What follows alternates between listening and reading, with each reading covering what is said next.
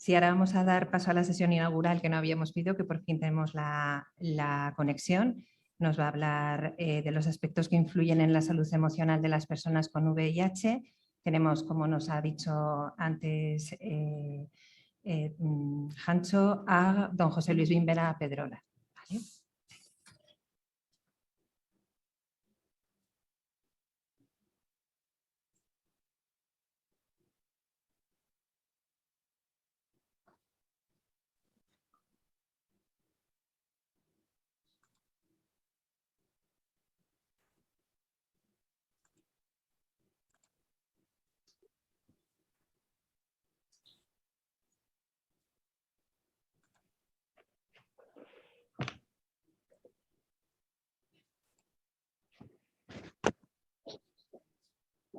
Bien, buenos días. ¿Se oye bien?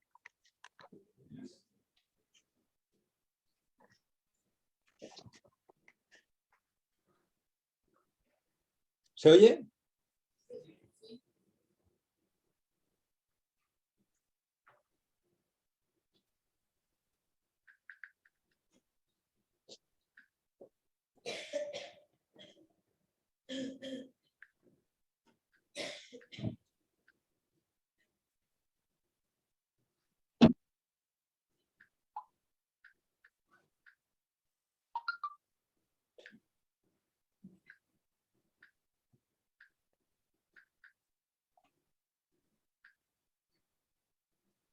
Perfecto. Me confirman que se oye perfectamente. Lo primero, disculpar todas estas problemáticas virtuales, pero al final, gracias a este equipo magnífico que está en OMSIDA, hemos podido recuperar el contacto. Ayer lo probamos, funcionó bien y esta mañana ha habido algún problemilla. Bueno, en todo caso, respiro un poco profundamente para ponerme el chip.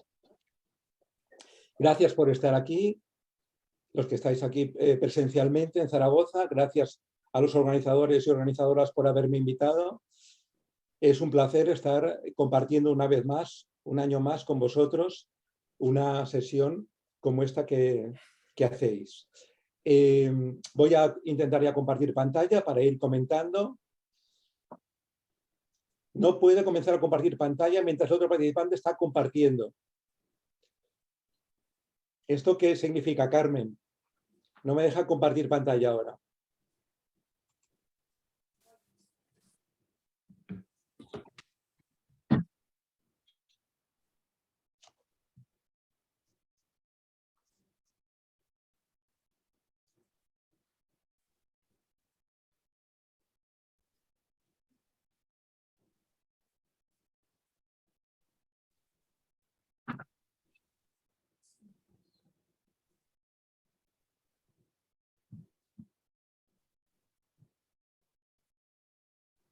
Vamos a ver, me dicen que ya puedo. Bien, ya puedo. Perfecto. Compartir.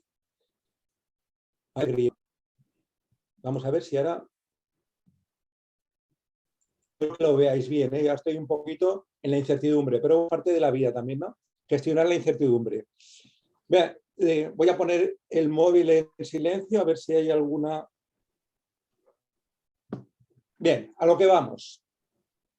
A petición de la organización, abordar ahora brevemente esta ponencia, aspectos que influyen en la salud emocional de las personas con VIH, y he añadido el subtítulo de Cuidándonos, porque como ya veréis en mi presentación, esto es parte fundamental también de la estrategia de la mejora y mantenimiento y potenciación de la salud emocional.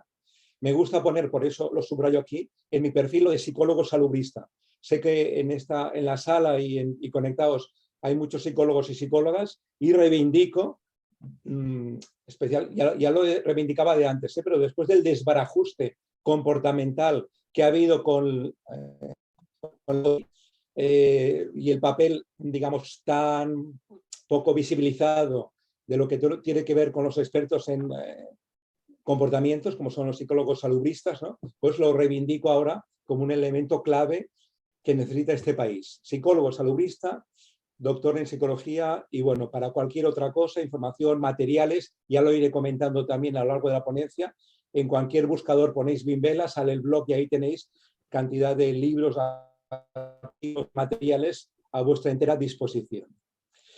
A estas alturas de la vida ya tengo pocas energías, entonces lo que voy a intentar en este ratito es eso, dar algunos fogonazos, que no deslumbren, sino que iluminen un poquito. Y como todos los metaanálisis que tenemos nos indican que cuando uno y una toma nota de su puño y letra de lo que se le ocurre al escuchar al ponente o de lo que dice el ponente, etcétera, etcétera, pues yo os recomiendo, como estoy viendo ahí en una pantallita pequeña, que la mayor parte hacéis, que tengáis papel y bolígrafo, papel y lápiz a mano para tomar alguna nota, aunque luego esto quede grabado y podáis repasarlo, esta función cognitiva y creativa de ir interpretando, reinterpretando y asumiendo lo que se va diciendo por aquí, creo que nos puede facilitar que esta sesioncita sirva para algo, porque también el esfuerzo de todos los que han conseguido al final que me conecte y el mío mismo haciendo esta sesión y preparándola es para que sirva para algo y no sea una mera charla de café. Y por eso siempre mucho énfasis en la importancia de tomar nota, ¿no?, a partir de lo que se vaya diciendo por aquí. Además, yo este ratito, a hora y media, 2 horas, ya sé que esta dura menos, pero digo, lo que aguanto en estos momentos de mi vida es hora y media, 2 horas de atención plena. 45 minutos puedo dar lo mejor de mí. Por tanto, esa atención plena que yo voy a estar aquí, muy conectado con vosotros y vosotras, también os pido, ¿no?, que durante este ratito estéis con los 5 o 6 que podamos tener en esta ponencia. Gracias de antemano por vuestro interés, ¿no? Ideas clave. Primer fogonazo, el orden de los factores. Esto es fundamental, no solo en lo que atañe a lo que hoy trabajaremos, pero especialmente a lo que atañe en lo que hoy trabajaremos, ¿no? Para esa salud emocional, para ese manejar los factores que influyen en ella, es fundamental trabajar en este orden, digamos, ¿no?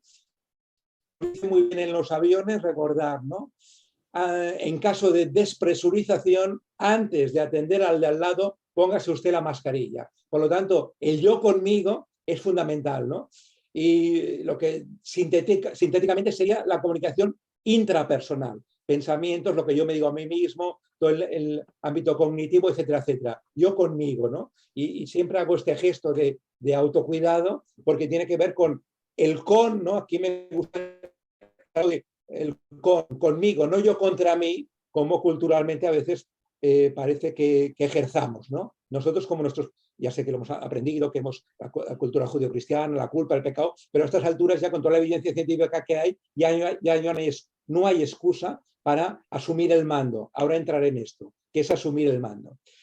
Una vez he establecido una buena gestión emocional en el yo conmigo, ya puedo atreverme al yo contigo, con otro. Porque si no lo hago, por muchos cursos de comunicación que yo haya hecho, si no he trabajado mis emociones y me comunico desde la rabia, el cabreo, la frustración o el miedo, como podéis imaginar y como sabéis, la comunicación es claramente mejorable, por decirlo suave.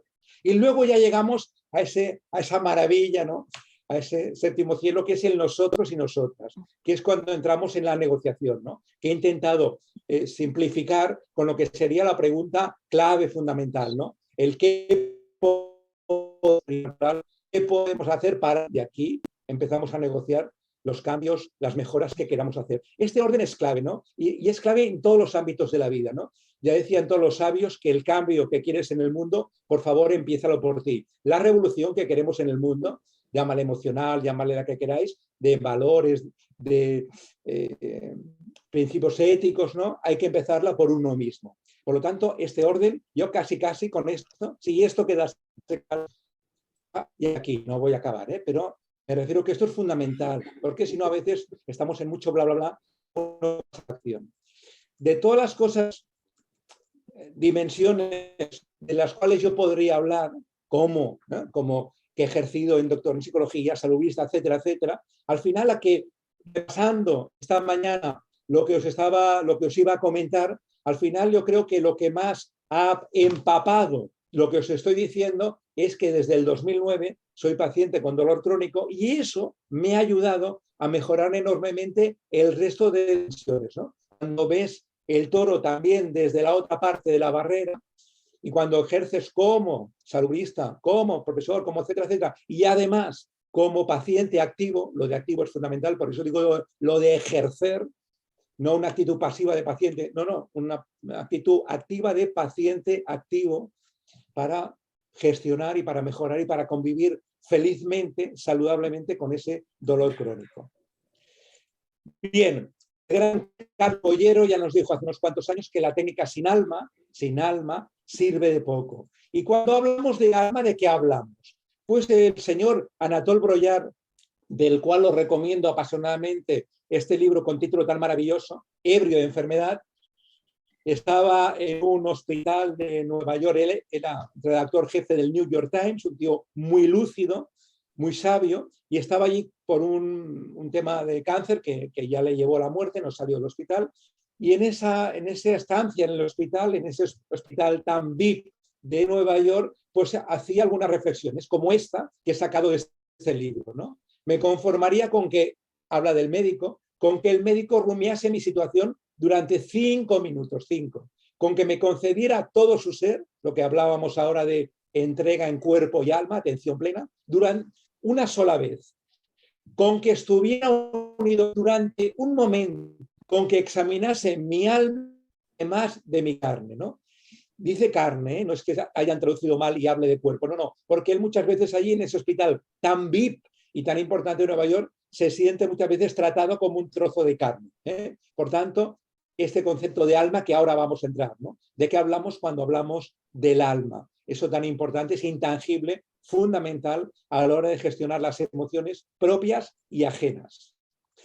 Desde luego, si hay algo que en estos momentos parece digno de resaltar, es la falta de autocrítica que hay en toda la ciudadanía, en todos los ámbitos. Yo de lo que conozco en este país, no sé en otros, me imagino que también, visto el panorama internacional, y sin autocrítica amorosa, ya amorosa he de reconocer que esto me pidieron que lo añadiese unos colegas de Canarias cuando estaba dando un curso allí, porque ellos saben que mi gesto fundamental cuando hablo de autocrítica es esta, no es un látigo para matarse, sino unos brazos para autoabrazarse. Claro, como cualquier crítica, siempre decimos, es relevante, como sabéis muy bien, empezar siempre por lo positivo, para enfatizarlo, para que se repita, para aumentar la autoestima del otro y luego entrar, y con la copulativa, no con el pero, y luego entrar en todas aquellas mejoras que podemos hacer o que la otra persona puede hacer, ¿no? Pues lo mismo cuando hacemos autocrítica, ¿no? Esto, por lo tanto, no significa machacarse, sino por el contrario, primero reconocer lo que hacemos bien y luego ir a ver cuáles son las mejoras. Por tanto, me pareció muy importante, muy digna de ser incorporada esta sugerencia que me hicieron cariñosamente, amorosamente, los colegas canarios. Autocrítica amorosa. Y adelanto que sin autocrítica no vamos a ningún lado, ¿no? Ni como padres, ni como ciudadanos, ni como psicólogos, ni como médicos, ni como enfermería, ni como seres humanos. Está muy bien hacer reflexiones. Yo esta mañana os lanzaré algunas preguntas para que vuestro cerebro ya empiece a reflexionar. Las neurociencias nos han enseñado humildemente que el cerebro trabaja mucho por su cuenta y cuando recibe una pregunta automáticamente se pone a pensar, lo cual es magnífico, ¿no? Por tanto, yo lanzaré hoy unas cuantas preguntas que está muy bien, para que vayáis reflexionando, vuestro cerebro ya trabaje. Ahora, la reflexión para la acción, ¿no? Una de las cosas que me gusta de la salud pública es que intenta cambiar el mundo a mejor, ya. Hay una evidencia científica tan grande de todo esto que vamos a comentar ahora, que por favor no mareemos más la perdiz, ¿eh? No nos pase como aquellos sociólogos que dicen el análisis,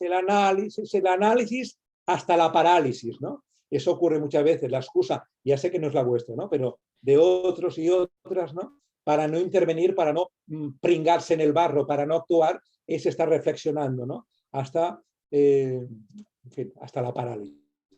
No, reflexión para la acción. El orden es clave, ya en los aviones, ¿no? Antes de empezar a cuidar, a perdonar, a motivar, a sanar al otro, es importante hacer todo esto. Importante y fundamental, condición sine qua non, hacerlo con uno mismo, con una misma. Dicho esto, trabajaremos para no ser más fácil de recordar, ya que Anatole Broyard pedía 5 minutos, vamos a trabajar con el 5 Y vamos a trabajar 5 conceptos que nos ayudan a mantener y potenciar nuestra salud emocional y, por tanto, también a contagiar esa salud emocional a nuestro entorno. La primera es la ética, y es la primera porque en función de lo que decidamos aquí, el resto será un brindis al sol o será realmente un cambio duradero. De cada una de las ES os citaré a 2 autores para que podáis investigar y alguna aportación relevante, muy relevante a algunos de ellos, ¿no? Diego Gracia nos indicó hace ya algún tiempo que cuando hablamos de ética no solo hablamos de lo bueno o lo malo, sino que hablamos de la excelencia, de la excelencia, de dar lo mejor de nosotros. Un día lo mejor de nosotros y nosotras es un 3 y otro día son 9. Lo que él hablaba de lo óptimo, ¿no? Eso es fundamental. Y esto es parte de nuestro compromiso ético. No es una opción que la hago o no la hago, no, es parte del compromiso ético. Y luego Adela Cortina, que nos regaló la gran pregunta ética, el para qué, ¿no? Esta intervención que voy a hacer ahora, ¿para qué es? Ella me recordaba no hace mucho, Adela Cortina, que los torturadores también empatizan con las víctimas, ¿no? Se ponen en su lugar, ¿para qué? Para hacer el mayor daño posible. Fijaros, ni la empatía se salva de que le pasemos la criba ética. Cualquier intervención que vayamos a hacer con nosotros o con el otro, es fundamental que pase por esa criba ética, ¿no? ¿Para qué? Y a lo largo de esta mañana, este ratito, me voy a mojar desde la salud pública, dando respuesta salubrista a cuál es nuestro para qué innegociable, ¿no? Las acciones que hagamos tienen que cumplir un para qué que veremos dentro de un momentito. No sirve, no es suficiente con las buenas intenciones, de las cuales ya sabéis que está el infierno lleno. La buena intención es la condición necesaria, aunque no es suficiente. Bien, la imagen que os paso aquí, que lo recordéis también con imágenes, las manos, ¿no? El gran Josep Torres, estratega y amigo, me decía, estas habilidades emocionales, habilidades de negociación, habilidades de comunicación, me decía, son como estas manos. Las mismas manos, las mismas, sirven para acariciar y para estrangular. Por tanto, el kit no está en el método, en la mano, en el instrumento, en el manual, sino en para qué voy a utilizarlo. Por eso va a ser tan clave, lanzo de momento la pregunta para que vuestro cerebro vaya dándole vueltas, ¿no? Porque dentro de un momento, en la E de estrategia, vamos a mojarnos desde el punto de vista de la salud pública. Bien, segunda e importante, las emociones. Y aquí he tenido el atrevimiento de ponerme con el gran Epicteto. Una cosa que a veces me pone un poco nervioso es que en el 2022 yo tenga que estar repitiendo lo que dijo Epicteto, que es fundamental, es clave, en su época, ¿no? En esa Grecia clásica. ¿Y por qué tengo que repetirlo? Pues porque no hemos pasado la acción, ¿eh? Nos hemos quedado un poquito en el bla, bla, bla, que nos salva, nos queda la conciencia más o menos tranquila, pero si no pasamos la acción es lo que decía antes, un brindis al sol. Repito, no los que estáis en este salón de actos, que sois maravillosas y maravillosos, y estoy seguro que pasáis la acción muchísimo, pero porque no, como nos oirán otras personas, que sepáis que Epicteto dijo, esto sé que os animo a que apuntéis esta frase porque es una de las frases que va a entrar en el examen seguro. Epicteto dijo, lo más relevante no es lo que pasa, sino cómo interpreto lo que pasa.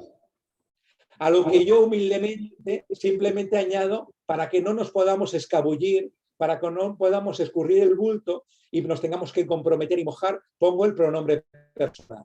Y la frase quedaría así. Lo más relevante no es lo que pasa, sino cómo interpreto yo lo que pasa, ¿no? Por lo tanto, la pregunta clave, ¿quién decide? ¿Quién decide cómo interpretar las cosas? ¿Yo, José Luis Vimbela Pedrola, o le cedo el poder erróneamente a mi cerebro? Vamos a entrar en esto del cerebro, ¿no? Porque resulta que el cerebro sobreactúa, como ya han demostrado mucha gente. Os voy a contar lo de la noche de baile, una de esas anécdotas vitales que ayuda y que me ayudó a mí también a entender mucho esto, ¿no? Para el dolor crónico, cuando estoy en una actividad como esta que estoy ahora, con mi atención plena, pues la verdad que, como sabéis muy bien, empiezo y me gusta más esta actividad, segrego endorfinas, me duele menos, se convierte en una molestia soportable. Lo mismo me pasa cuando hago el amor o cuando, por ejemplo, bailo, ¿no? Y entonces en una noche de baile pre-pandemia, una de estas noches que vas a darlo todo, recuerdo que cuando estaba bailando en una discoteca, llevaba hora y media, recuerdo perfectamente cómo mi cerebro me dijo al oído: tío, te estás pasando, ya verás mañana cómo te va a doler. Yo escuché, por supuesto, a mi cerebro y luego tomé la decisión yo.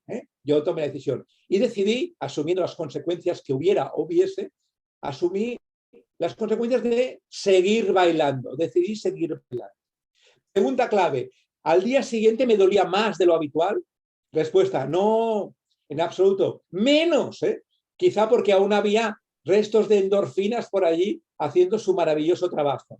Por tanto, recordemos, nuestro cerebro, como aún se mueve en el Pleistoceno y está obsesionado con la supervivencia física, no emocional, que esto aún no lo entiende mucho, sobreactúa. La gente que siente que tiene migrañas lo sabe muy bien. Por eso recomiendo muchísimo, digamos, el primer gran libro científico donde eso se abordó con una seriedad y una evidencia maravillosa.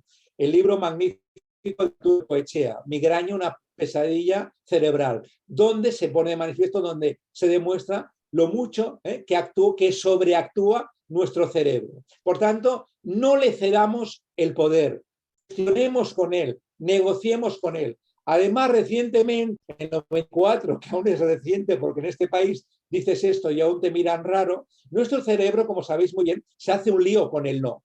Cuando le decimos a alguien, por ejemplo, en la mesa anterior se hablaba de preservativos, ¿no? Es uno de mis temas clave, ¿no? Mi tesis doctoral fue sobre relaciones sexuales. Entonces, cuando le decíamos a unos jóvenes que no utilicen la píldora poscoital como método anticonceptivo, como os podéis imaginar, se hacían un lío tremendo. No es por cuestión de los adolescentes, que nuestro cerebro se hace un lío con el no. Por eso en salud pública llevamos mucho tiempo trabajando desde lo que llamamos promoción de salud, no evitación de la enfermedad. De hecho, me gusta comentar, para hacer un poco así de ambientillo y provocar un poco, que los mandamientos, desde el punto de vista conductual y emocional, empiezan mejorablemente, porque empiezan con nos. No hagas esto, no hagas lo otro. Hay que reconocer que acaban brillantemente. ¿Por qué? Porque al final dicen, bueno, todo esto se sintetiza en amarás al prójimo como a ti mismo. Magnífico. Acabáramos, magnífico. Brillante y sabia síntesis que va en la línea de lo que han descubierto los neurocientíficos. Amarás al prójimo como a ti mismo. Trabajamos desde el sí. Teresa de Calcuta también decía muy gráficamente, no estoy contra la guerra, estoy a favor de la salud pública. Decimos, ¿no? Yo soy profesor asociado de la Escuela Andaluza de Salud Pública, no de enfermedad pública. En esa línea estamos. Eso también es algo que tenemos que trabajar cuando gestionamos las emociones con nuestro cerebro, ¿no? Poner un ejemplo final, no voy a ir porque aunque ambos protagonistas están muertos, en fin, por ser discreto, ¿no? Un cineasta muy famoso, español muy famoso ya muerto, y un torero muy famoso español ya muerto. Cada uno en su época, No es que tuviesen una affair, no, cada uno en su época. Los dos eran muy hedonistas en todos los aspectos de la vida, incluyendo también el aspecto sexual. De hecho, el cineasta se sentía un poco adicto, aunque en esa época no se hablaba de sexoadicciones, y entonces lo quería dejar, ¿no? Pero no podía, recaía. ¿Qué pasó? ¿A los dos qué les pasó? Pues los dos, porque se fueron haciendo ya mayores, los dos les pasó lo mismo a los dos. Empezaron a tener problemas de erección. La situación, la misma, exactamente la misma. ¿Cómo lo interpretaron? Vamos a ir a Epicteto. ¿Cómo lo interpretaron? Pues de forma radicalmente distinta. Vamos a empezar por la interpretación más saludable, más sabia. El cineasta en sus memorias es entrañable como lo describe. Dice, hombre, lo primero que pensé yo es, por fin, qué tranquilidad, qué descanso. Fijaros que saludablemente lo vivió el cineasta. Muy bien por él. ¿Cómo lo vivió el torero? Lo vio como el inicio del fin, el inicio de la crisis, de la caída en picado, física y de todo tipo, de la vida, ¿no? para él eso era muy relevante y lo interpretó de una manera tan radical que se pegó un tiro, se suicidó. Con estas pistas ya podréis quizá saber quiénes son. No viene ahora, no hagamos ahora Sálvame Deluxe. Pero en todo caso, fijaros, el mismo hecho, dos interpretaciones radicalmente distintas. ¿Quién decide? Yo decido. Aunque mi papá no me quisiese cuando era pequeño, aunque haya estudiado no sé qué, no sé cuántos, de la culpa, del pecado, no hay excusa para en 2022 yo decidir si ante lo que hay decido A o decido B. ¿Vale? Y claro, en el tiempo que estábamos ofendidos, ¿no? Me encanta descubrir este dibujo del gran Ricky Blanco, publicado en El País el 14 de febrero de este año, ¿no? Fijaros qué bonito, la cabeza ardiendo tiene el lector y dice textualmente: no me ofende el contenido, me ofende mi interpretación. Epíteto puro. Por eso es maravilloso descubrir en 2014 ese instituto americano de las matemáticas del corazón, lo llaman así porque estudian la relación entre las emociones y los riesgos cardiovasculares, se mojó después de unas investigaciones y dijo textualmente: regular las emociones es el próximo paso de la evolución humana. Fijaros lo relevante del tema. Estamos en un momento ahora, en 2022, aún sigue, en un momento de salto cualitativo de la especie. Y ese salto aún no los damos, ¿eh? Estamos en ello, pero aún no lo damos. Por eso es tan maravilloso vivir este momento como protagonistas, como todos los que estamos en la sala. La gran Gloria Fuertes, con su síntesis fantástica, ya nos lo dijo, ¿no? Lo primero, la bondad. Lo segundo, el talento. Y aquí termina el cuento. Bueno, vamos a añadir, a mí me gusta redondear, ¿no?, las cosas, ¿no? Esto está magnífico. Ahora vamos a añadir, de la mano de la gran Rosa Montero, que en su último libro publicado en el 2022 nos lo indica, que ojo, que además de todo eso hay la camiseta. Hay que entrenar. Ahora ya lo dice más bonito. Y dice, además de la bondad, hay que introducir la tenacidad y la transpiración. Eso que me gusta a mí llamar sudar la camiseta, para que la bondad se pueda convertir en hechos, conductas y hábitos más saludables también en lo emocional, ¿no? Por eso me gusta recordar que en el 2017 el gran neuropsicólogo Richard Davidson ya nos comunicó un hallazgo maravilloso, que es que ya había descubierto en qué zona del cerebro, por cierto, muy cercano a donde también se localiza la empatía, donde se localizaban todo lo que tenía que ver con la bondad, y que además, gran noticia, se podría entrenar, ¿no? Ahora, esto nos lleva a un primer dilema ético, ya hablábamos de la ética hace un momentito, fundamental, ¿no?, que liga lo de yo decido con la ética, ¿no?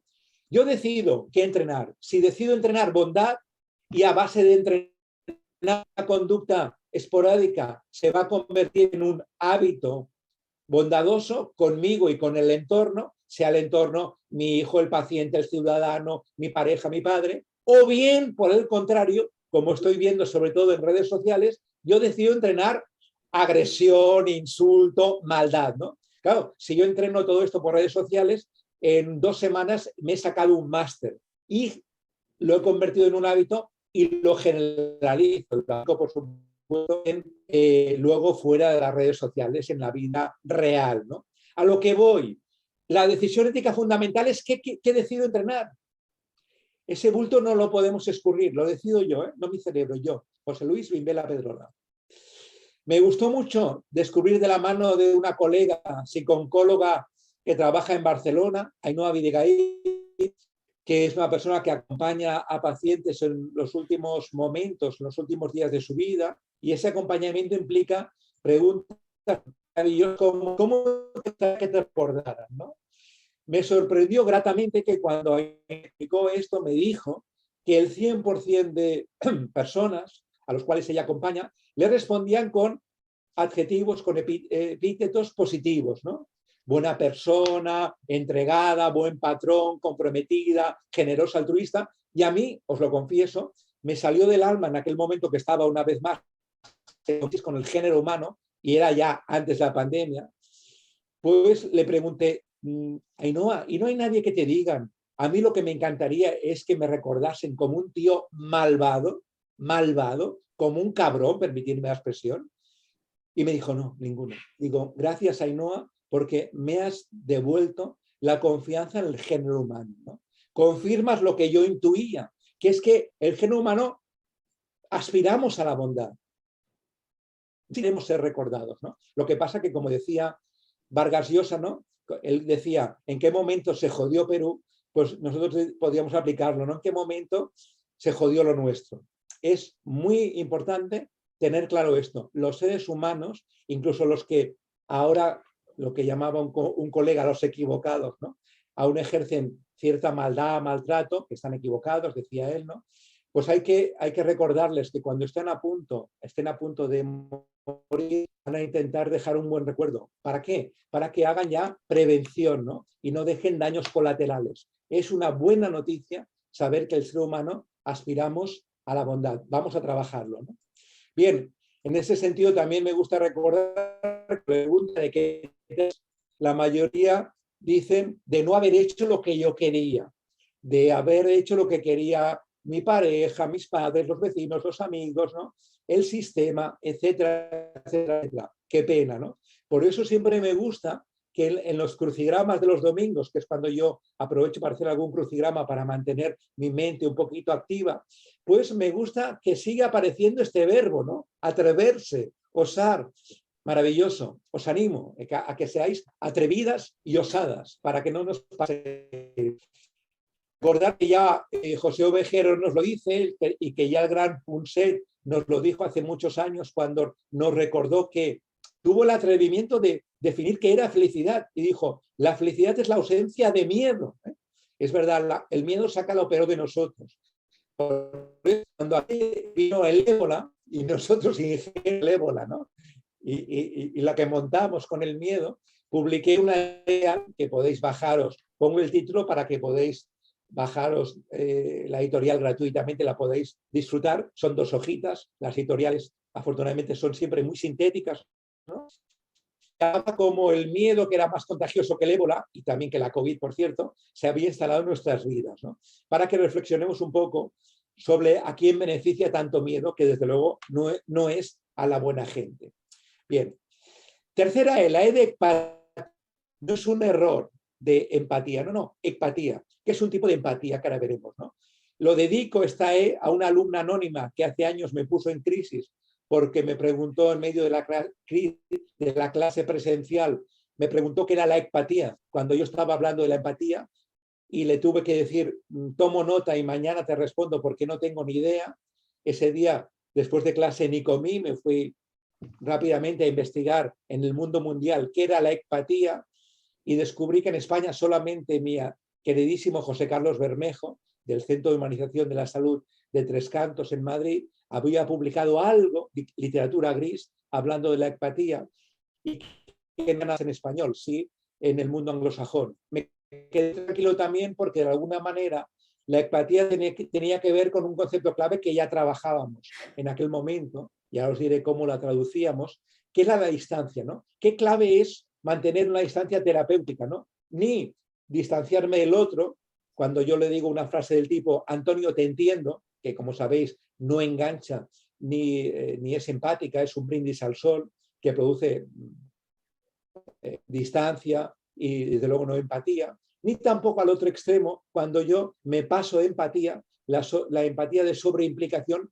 y yo le usurpo, permitidme el verbo, le usurpo el protagonismo al otro con frases del tipo, Antonio, a mí también esto me produce mucho dolor, o a mí también los cambios me provocan patatín patatán. Él a mí también es puro ego, ¿no? Disfrazado de empatía. Por tanto, a los extremos ya proponíamos en aquella época lo que llamamos la empatía concreta y argumentada. Antonio, entiendo que esto te cueste por esto y por lo otro. Esa empatía es lo que ahora en plan más moderno llamamos ekpatía, que viene del griego ek, poner fuera, es decir, mantener la distancia terapéutica. La imagen que aquí os pongo es la de 2 personas sentadas cerca, ahora bien, cada uno en su silla. Ojo con aquello de sentarnos en la silla del otro que es, repito, puro ego.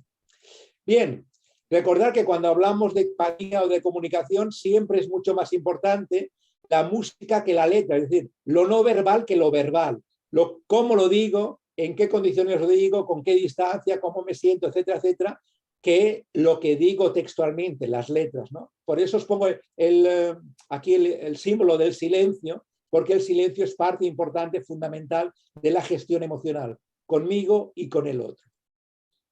Cuarta E, la E de estrategia. Esta donde vamos a cerrar la pregunta ética que quedaba abierta, ¿no? Carlos Schipo, el gran estratega, tiene un libro maravilloso, pequeñito, los que a mí me gustan, que se llama Allegro ma non troppo.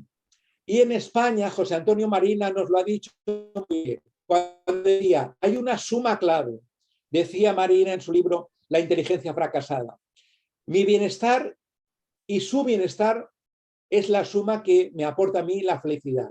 Yo soy feliz cuando consigo mi bienestar y el bienestar del otro. Por ahí van los tips de esta suma que es cómo lograr mis objetivos, los del profesional, los del padre, y los objetivos del otro, los del hijo, los del paciente, los del ciudadano, ¿no? ¿Cómo logro esta suma? Y la imagen clave va a ser la Biblia, porque cuando los estrategas me dicen a mí lo del famoso win-win, ganar-ganar, en sus escuelas de negocio les digo, chicos y chicas, recordar que en la Biblia ya tenemos un win-win muy bonito, amarás al prójimo como a ti mismo. Eso es un win-win maravilloso. Al cual yo, modestamente y humildemente, voy a añadir aquí una pequeña mejora, porque aquí, como aquí no decimos cuál es la dosis, ¿no? La dosis, igual que es importante la dosis en la distancia terapéutica, cuando hablamos de la empatía, también en el amor es importante la dosis, porque algún malvado, de esos que decíamos antes, podría decirnos, si yo ya lo cumplo, yo amo al prójimo 0,001 y amigo al de poquito. Y diríamos, hombre, esto no es la idea, no es el espíritu, claro, pero como no se dice, por tanto vamos a decirlo alto y claro. Y lo amarás al otro y te amarás a ti mucho. En una referencia que ahora veréis de este libro que os recomiendo, el último que he publicado, que se titula Vosotros no tenéis la culpa, que luego comentaremos, y en la página 132 es donde hago este pequeño retoque a Mateo 22.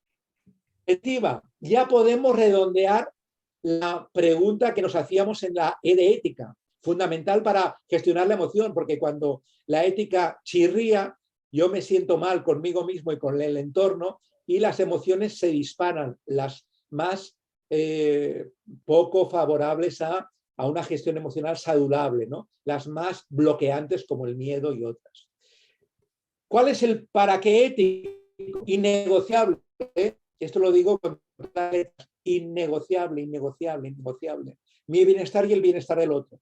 Es curioso y me choca y me duele un poco que ahora aparezca en la prensa otra vez noticias que hablan de violencia obstétrica, ¿no? Digo que me duelen porque ya hace muchos años que en la Escuela de Salud Pública pusimos en marcha programas de humanización del parto donde trabajábamos cosas tan concretas como que la posición en la cual se ponía la mujer que iba a parir tenía que responder al bienestar de ambos protagonistas, no solo a la comodidad del médico, ¿no? Si no se tenía en cuenta el bienestar de la paciente, pues eso no cumplía este ganar-ganar que decían en aquel tiempo, porque aún no hablábamos de salud ética como ahora, ¿no? Aún no lo habíamos descubierto como tal el concepto. Por tanto, fundamental, cualquier intervención que vayamos a hacer con el ciudadano, conmigo mismo, con mi hijo, con el paciente, en una reunión con... yo soy miembro de una asociación de pacientes, etcétera, etcétera, es clave que tengamos claro antes de llevarla a cabo que va a ser para el bienestar, para el beneficio de las partes implicadas. Por tanto, el amor, ¿no? Que según nos han dicho los grandes expertos en emociones, es precisamente la emoción que previene, combate y vence al miedo, por tanto es fundamental y va a ser y está siendo parte importante de esta charla. Hace unos años estaba yo dando una clase, fui un descanso al baño y me encontré troquelado en el baño, es decir, de fábrica, este lema, ¿no? Esta frase que me encantó. Sonreír es el mejor tratamiento de belleza. Y esto lo digo porque ya se ha hablado mucho de las neuronas espejo es verdad que se contagia a esto, al otro. Yo estoy hablando ahora de este autocuidándonos, ¿no? Cuando yo sonrío, el primero que sale ganando soy yo mismo. ¿Por qué? Porque lo que al cerebro negociamos constantemente y al cual hay que reeducar, reeducar. Cuando recibe esta sonrisa, se pone a armonizar todos los sistemas inmunitario, endocrino, etcétera, etcétera, con esa sonrisa, con la instrucción, con la sugerencia de que esto va bien, por favor, armonízalo todo con esta sonrisa. Por tanto, el que sonríe es el primero que sale ganando. Sonreír o no, dice Marina, que le pone mucho los nervios de mala hostia, que aún parece que tenga tanto prestigio en España, ¿no? Sonreír o poner la cara de mala hostia es una decisión ética. Yo decido. Eso me da mucho poder y además me evita caer en la queja, ¿no? Se acabaron las quejas. Quinta es la espiritualidad. Ligado al sentido de la vida, ¿no? Qué clave fundamental es esta para gestionar las emociones saludablemente, ¿no? Víctor Frankl, en su maravilloso libro En busca del sentido, ya nos lo demostró. Ni el poder, ni el dinero, ni el placer dan sentido a una vida. Están bien, pero no dan sentido, ¿no? El sentido tiene que ver más con el legado, con dar y darse. Y Francesc Torralba tiene publicado lo que yo llamaría la Biblia de la espiritualidad en este país, ya en el 2010, que se llama Inteligencia Espiritual, un magnífico libro. De los pocos que, siendo de más de 100 páginas, son todas interesantes. ¿Qué sentido tiene mi vida? Y aquí lo que es, como imagen es lo que tiene que ver con dar y darse, un concepto africano que es Ubuntu, darse a los demás, compartir con los demás, ¿no? En ese sentido, como ya me dicen que vamos justos de tiempo, voy a ir sintetizando, solamente comentar que desde el 2017, que pusimos en marcha ya todo el tema de salud espiritual, cada año llevamos a cabo unos, fijaros, promoción espiritual de la evidencia científica a la práctica clínica, donde trabajamos precisamente la práctica de cómo gestionar emociones y la espiritualidad, teniendo en cuenta que nuestro país es hit parade en el consumo lícito de ansiolíticos, hipnóticos y sedantes, será importante recordar salud emocional y de mantener, de conseguir una salud, una actividad sostenible. Hay una suma absolutamente potente, que es la suma de hedonismo, que es estos placeres efímeros, interesantes pero efímeros, y la eudemonía, que tiene que ver con algo que trabajamos con la doctora Mariona Bernal en este curso, que es especialmente esto que comentábamos, el sentido de la vida, la excelencia. Bien, acabo yo, ¿no? Ya por OMS en 2021, ¿sabéis qué? En 2021 ya ha puesto en marcha el tema de la salud espiritual, me encanta, magnífico. Ahora bien, vamos a recordarle, 2 minutos, ¿vale? Me llega. Vamos a recordarle que la siguiente salud es la espiritual. Y si queréis, ya con esto voy a acabar. Yo creo que con esto es un digno colofón porque creo que es la clave, ¿no? Ya en el 2021 publicamos que el nuevo concepto de salud de la mano de Alex Haddad, colaborador habitual de la escuela canadiense, colombiano-canadiense, donde, fijaros, definimos la salud como una habilidad. La gran ventaja de esto es que la habilidad se puede entrenar, mejorar, potenciar. No es un estado que lo tengo o no lo tengo. De las personas, de las comunidades, para adaptarse y manejar los desafíos. Fijaros, vamos más allá ya del clásico y obsoleto biopsicosocial. Señores, en el 2021 y ahora ya 22, podemos añadir perfectamente la salud espiritual y la salud ética. Tiene que ver con mi bienestar y el bienestar del otro. Ha sido un placer. Recordad que en mi blog tenéis toda esta documentación y mucha más.